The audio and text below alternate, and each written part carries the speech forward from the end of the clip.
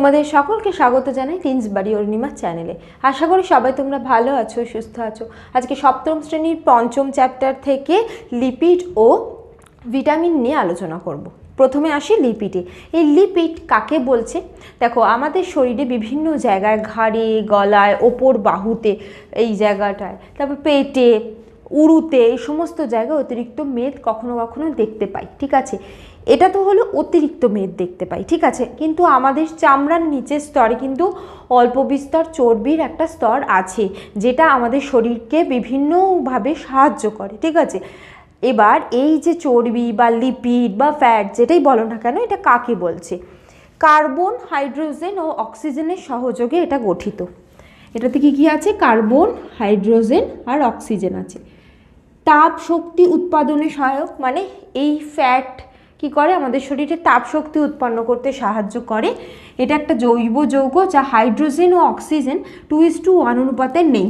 কার্বোহাইড্রেটের ক্ষেত্রে আমি যখন পড়িয়েছিলাম তখন তোমাদেরকে বলেছিলাম যে কার্বোহাইড্রেট বা শর্করার মধ্যে এই যে হাইড্রোজেন আর অক্সিজেনটা 2:1 অনুপাতে থাকে, কিন্তু এক্ষেত্রে 2:1 অনুপাতে নেই। যেমন আমি গ্লুকোজের ফর্মুলা লিখছি C6H12O6। গ্লুকোজ কি? গ্লুকোজ একটা শর্করা। দেখো, এক্ষেত্রে কার্বন যদি 6টা হয়, এটাকে যদি জল হিসাবে লিখি বাইরে, দেখো 6 দুগুণে 12, আর এখানে কিছু নেই মানে 1 আছে, 6 1 যা 6, ঠিক আছে। তাহলে কত হলো? দেখো এইভাবে আছে। তাহলে আলটিমেট গ্লুকোজের মধ্যে জলের অণু আছে, H2O রেশিওতে রয়েছে। কিন্তু এটা হলো শর্করার কথা বললাম, কিন্তু লিপিডও কার্বন, হাইড্রোজেন আর অক্সিজেন দ্বারাই গঠিত, কিন্তু লিপিডের মধ্যে কোনো রকম তোমার এই হাইড্রোজেন আর অক্সিজেন 2:1 অনুপাতে থাকে না। আচ্ছা, এই যে লিপিড, এটা দুরকম উৎস হয়, উদ্ভিজ্জ উৎস, প্রাণীজ উৎস। উদ্ভিজ্জ যে উৎস সেগুলো কি কি? যেমন সর্ষে, নারকেল, বিভিন্ন প্রকার বাদাম, তিল, রেড়ি, এগুলো থেকে আমরা তেল পাচ্ছি।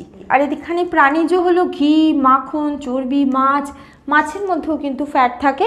দেখবে অনেক সময় একটা মাছের যখন আমরা পিঠের ছালটা ছাড়াচ্ছি তখন দেখবে চার নিচে একটা লাল রঙের অংশ থাকে, লাল মাছ অনেকে বলে, ওই লাল রঙের যে অংশটা সেটা হলো চর্বি, ঠিক আছে।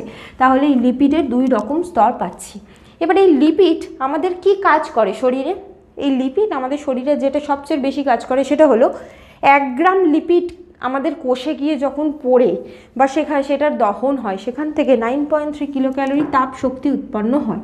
তাহলে প্রাণীদেহে তাপ শক্তি দেওয়া, সেটা হলো এই লিপিডের কাজ। সেই জন্য খেয়াল করবে, ঠান্ডার জায়গায় যে সমস্ত মানুষরা থাকেন তারা কিন্তু কম্পারেটিভলি লিপিডটা বেশি খায়।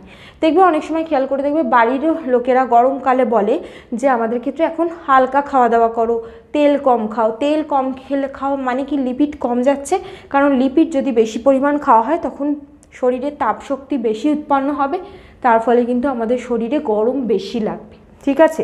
তাহলে 1 গ্রাম ফ্যাটের দহনে 9.3 কিলো ক্যালোরি তাপশক্তি উৎপন্ন হয়। তাহলে ফ্যাটের প্রধান কাজ হলো তাপশক্তি উৎপন্ন করা। পরের গুরুত্বপূর্ণ এর কাজ হলো এই যে ফ্যাট বা লিপিড, এটা কি করে?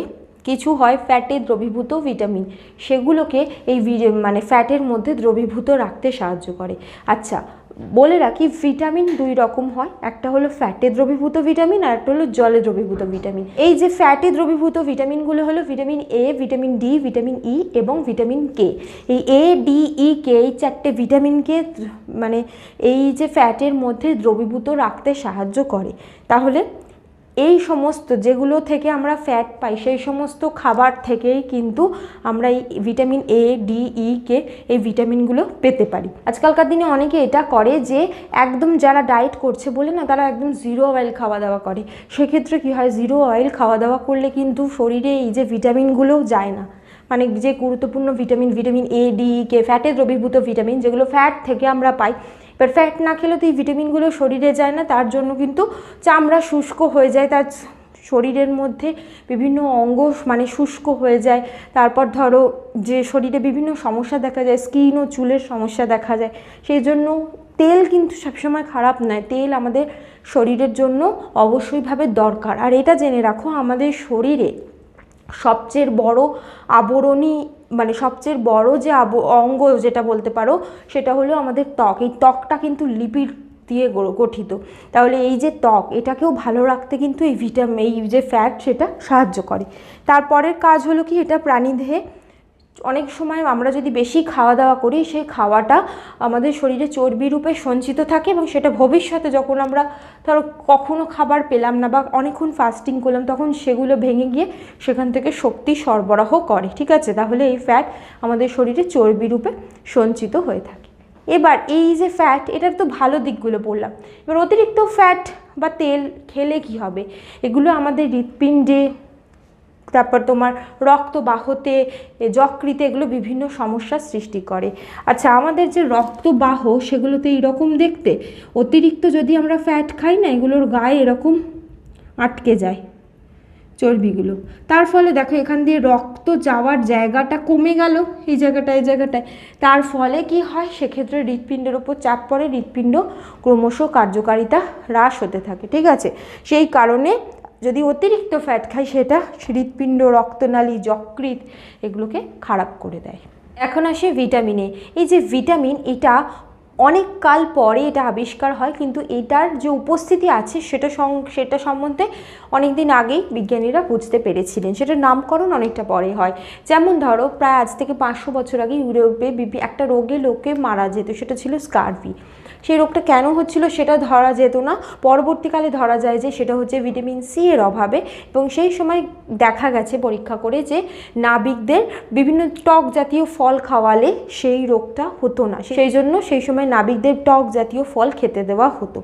এইখান থেকেই পরীক্ষা নিরীক্ষা শুরু হয় এবং তারপর বিভিন্ন বিজ্ঞানী, যেমন বিজ্ঞানী হপকিন্স, বিজ্ঞানী কাশিমির ফ্রাঙ্ক, এনারা সবাই মিলে এটাকে খেয়াল করেন, পর্যবেক্ষণ করেন এবং পড়াশোনা করেন। সেখান থেকে এই কোনো একটা কিছুর জন্য মানুষের শরীরে বিভিন্ন রোগ হয়, সেটা আবিষ্কার হয়। সেইটার নাম দিয়েছিলেন বিজ্ঞানী হপকিন্স। সেটার নাম ছিল অত্যাবশ্যক সহায়ক খাদ্য উপাদান। মানে অত্যাবশ্যক, যেটা খাদ্যে অবশ্যইভাবে উপস্থিত থাকা প্রয়োজন, সহায়ক খাদ্য উপাদান মানে এটা খাদ্যে উপস্থিত থেকে আমাদের শরীরের মানে কি বলবো, শরীরের গঠনে, শরীরের রোগ প্রতিরোধে সাহায্য করে। পরবর্তীকালে বিজ্ঞানী কাশিমির ফ্রাঙ্ক এটার নাম দিয়েছিলেন ভাইটামিন। এটা একটা ল্যাটিন শব্দ, যেটাকে দুটো ভাগে ভাগ করা যায়। একটা হলো ভাইটা, যেটার মানে হলো জীবন। আমিন শব্দের অর্থ হলো জীবের জন্য অপরিহার্য রাসায়নিক মূলক। মানে জীবের জন্য যে অপরিহার্য, মানে অবশ্যইভাবে দরকার যে রাসায়নিক মূলক, যেটা জীবনকে বাঁচিয়ে রাখার জন্য দরকার, সেটাই হলো ভিটামিন। তাহলে এই ভিটামিন কাকে বলছে? তাহলে এটা হলো ভিটামিনের সংজ্ঞা। সংজ্ঞাটা হলো যে বিশেষ খাদ্য উপাদান স্বাভাবিক খাদ্যে অল্প পরিমাণে উপস্থিত থেকে দেহের স্বাভাবিক পুষ্টি ও বৃদ্ধিতে সাহায্য করে এবং রোগ প্রতিরোধ ক্ষমতা বৃদ্ধি করে, এবং যার অভাবে দেহে বিভিন্ন রোগ লক্ষণ প্রকাশ পায় তাকে ভিটামিন বা খাদ্যপ্রাণ বলছে। তাহলে এই ভিটামিন কি? এটা খাদ্যে উপস্থিত থাকছে, খাদ্যে স্বল্প পরিমাণে উপস্থিত থাকে, অনেকটা পরিমাণ থাকে সেরম নয়, কিন্তু এটা যখন আমরা নিই আমাদের রোগ প্রতিরোধ ক্ষমতা গড়ে ওঠে, এবং এটা যদি না নিই আমাদের শরীরে বিভিন্ন রোগ লক্ষণ দেখা যায়, সেটাই হলো ভিটামিন। এবার এই ভিটামিনের বেশ কতগুলো বৈশিষ্ট্য আছে, সেগুলো বলছি। এই যে ভিটামিন, এটা আমাদের শরীরে বিপাকক্রিয়ায় বিভিন্ন জৈব রাসায়নিক যে বিপাকক্রিয়া ঘটে, সেই বিপাকক্রিয়াতে এরা সাহায্য করে। ঠিক আছে, বিপাকক্রিয়াগুলো হতে সাহায্য করে। দ্বিতীয় হলো, ভিটামিন কিন্তু রান্না করলে, উচ্চ তাপমাত্রায় রান্না করলে বা সূর্যালোকে বা খাদ্য শোকালে ভিটামিন নষ্ট হয়ে যায়। তাহলে যে সমস্ত রান্না খোলা অবস্থায় রান্না করা হয়, ঢাকা চাপা না দিয়ে রান্না করা হয়, বা অনেক উচ্চ তাপে রান্না করা হয়, বা ধরো তোমার যেটা অনেকক্ষণ ধরে রান্না করা হচ্ছে, সেই রকম খাবারে কিন্তু ভিটামিন থাকে না। তাহলে ভিটামিন পাবো কোথা থেকে? যে সমস্ত খাদ্য আমরা কাঁচা খাই, যেমন ফল, প্রধানত ফলগুলো থেকে আমরা ভিটামিন পেতে পারি, বা স্যালাড থেকে পেতে পারি। ঠিক আছে, এবার এই যে ভিটামিন, এটা মানে কিরাম থাকে, খাদ্যে কতটা পরিমাণে থাকে? এই ভিটামিন খাদ্যে কিন্তু খুব বেশি পরিমাণ থাকে না, অল্প পরিমাণেই থাকে। আর এই ভিটামিন আমাদের শরীরের জন্য অল্প পরিমাণেই প্রয়োজন, কিন্তু যদি না খাওয়া হয় বিভিন্ন রোগ হবে। ঠিক আছে, এখানে বলে রাখি ভিটামিন ডি যেটা, সেটা কিন্তু আমাদের ত্বকে সংশ্লেষিত হয়। সূর্যালোক যখন আমাদের ত্বকে এসে পড়ে তখন ভিটামিন ডি সংশ্লেষিত হয়। মানে মেনলি সূর্য যখন উঠছে এবং সূর্য যখন ডুবছে, এই দুটো টাইমে যদি সূর্যালোক আমাদের ত্বকে এসে পড়ে, সেই সময় ভিটামিন ডি ত্বকের মধ্যেই সংশ্লেষিত হয়। তাহলে ভিটামিন ডি কিন্তু চাইলে আমরা খাদ্য ছাড়াও সূর্যালোক থেকেও পেতে পারি। আরও একটা হলো, আমাদের যকৃতে ভিটামিন এ, সেটাও সংশ্লেষিত হয় অল্প পরিমাণে। তার সাথে আমাদের ক্ষুদ্রান্তে ভিটামিন B12 সংশ্লেষিত হয়। এই সংশ্লেষিত হচ্ছে কোলি নামক একটা জীবাণুর মাধ্যমে। আমাদের ক্ষুদ্রান্তে আছে কোলি, এই কোলির জন্যই আমাদের ক্ষুদ্রান্তে ভিটামিন B12 তৈরি হচ্ছে। ঠিক আছে, তাহলে এই ভিটামিনের কাজ কি? ভিটামিন আমাদের শরীরে বিভিন্ন রকম বিক্রিয়া হতে সাহায্য করছে। এবার আসি, এই ভিটামিন কয় প্রকার? ভিটামিন প্রধানত দুই প্রকার, একটা হলো ফ্যাটে দ্রবীভূত ভিটামিন আর একটা হলো জলে দ্রবীভূত ভিটামিন। কিছু ভিটামিন ফ্যাটে দ্রবীভূত হয়, কিছু ভিটামিন জলে দ্রবীভূত হয়। ফ্যাটে দ্রবীভূতগুলো হলো vitamin A, D, E, K, আর জলে দ্রবীভূত ভিটামিনগুলো হলো ভিটামিন B কমপ্লেক্স আর ভিটামিন C। এখন আসি বিভিন্ন যে ভিটামিন, সেগুলোর রাসায়নিক নাম, সেগুলোর উৎস, সেগুলোর কাজ এবং সেগুলোর অভাবজনিত লক্ষণ নিয়ে আলোচনা করব। দেখো, এটা আমি একটা ছকে লিখেছি, তো আমি রেকমেন্ড করব তোমরাও এই ছকটা লিখে নিয়ে পড়ো। তাতে কি হবে, বইতে যে আলাদা আলাদা ছকগুলো আছে সেগুলো পড়তে, মানে সেগুলোর থেকে এটা পড়তে সুবিধা হবে, এবং এখানে মানে এই একটা ছকের মাধ্যমেই তোমাদের গোটা ভিটামিনটা পড়া হয়ে যাবে। ঠিক আছে, প্রথমে আসি ফ্যাটে দ্রবীভূত ভিটামিনগুলো, যেমন vitamin A, vitamin D, vitamin E এবং ভিটামিন K। প্রথমে এই চারটে আলোচনা করব।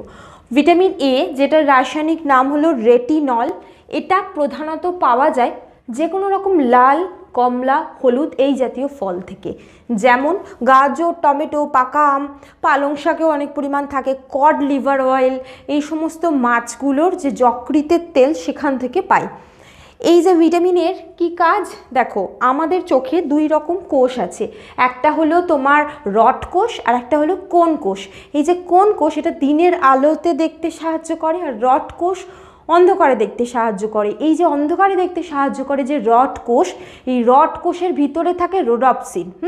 এই রোডপসিনটাই দেখতে সাহায্য করে, মানে আমাদের চোখের মধ্যে থাকে রড কোষের মধ্যে থাকছে রোডপসিন, সেই রোডপসিন অন্ধকারে আমাদের দেখতে সাহায্য করে। এবার এই যে ভিটামিন A, সেটাই রোডপসিন তৈরিতে সাহায্য করে। এবার তুমি যদি ভিটামিন A কম খাও, সেক্ষেত্রে কি হবে, অন্ধকারে দেখতে পাবে না।